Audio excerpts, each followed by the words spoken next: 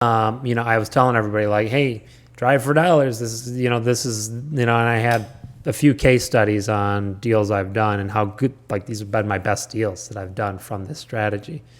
He's like, yeah, I've been trying to get into real estate. I don't know what to do. I was like, yeah. He's like, what's your advice? It's like, by presentation, you should go out there and look for I don't want to do all that. It's a lot of work. Like, it's a lot of work. Yeah. But that's how you get deals. It's not a list you can buy. I've bought in properties in probate. I've bought properties in foreclosure. I bought properties at, absentee owners, but the best deals, most of the time when you're driving for dollars, you see a vacant, ugly property. It's not a property that anybody else is marketing to. So when you market to them, you've literally got no competition. That's awesome, right? When you're the only one that knows about a deal. Yeah. I mean, that's the best thing that could possibly happen. And, if you can't get a hold of the owner, that's even better. So like the harder it is to find the person, the better, because that means they're not living there. There's some other circumstances. So I'll give you an example. You knew about I don't know where you saw it, but that deal in Elk Grove Village. So right. That was actually a deal my brother found. It had a for sale by owner sign in the front.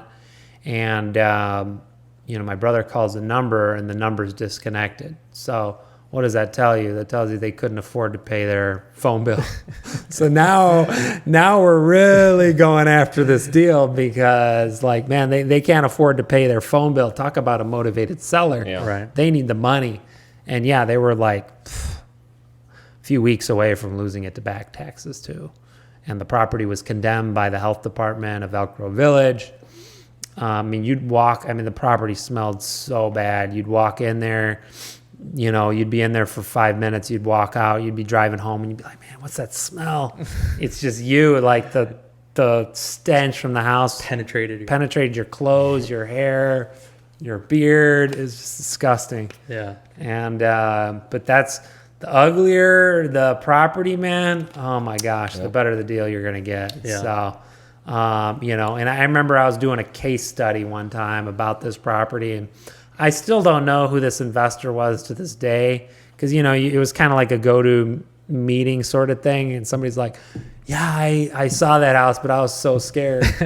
It's so bad. Right. Yeah. But man, there was nothing foundational with it. It was literally, it was ugly and disgusting, and we had to remove the drywall.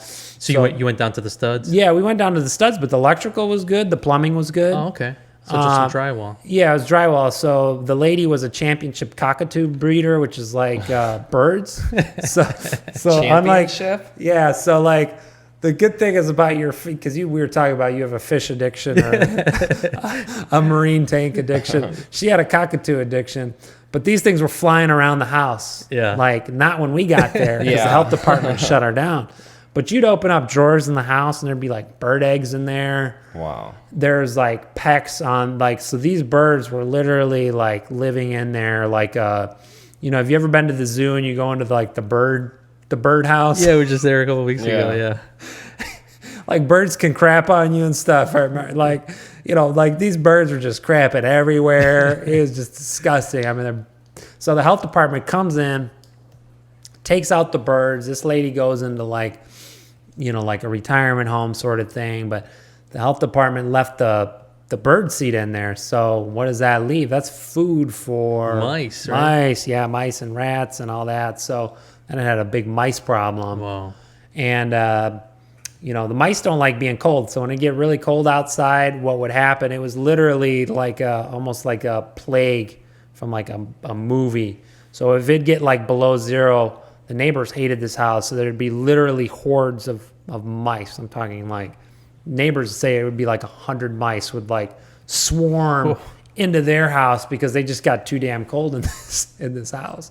So needless to say, the neighbors loved us because, we did this. So, How did you end up getting in contact with the homeowner? If you said we were just stalking the house, and then we were going by the house every day, and we got lucky and got where the guy was mowing the lawn. But look up the tax records. We've gotten owners a variety of ways. Good way to find out, if the house is really ugly, really bad. Only do this on really bad houses. But if the house is really bad, and you can't get a hold of the owner, talk to the neighbors. The neighbors would give me cell phone numbers, addresses. They'd be like, don't tell me, don't tell them I gave you this. But I would, because they'd be like, hey, I'm looking to buy this house, fix it up, and put a family into this house. They want to help That's you. what they want. They don't want to be living next to this disgusting house. Right. That's a danger for their kids and the neighbor, the kids, and vacant houses. Nobody likes living next to vacant houses. So the neighbors are your best allies.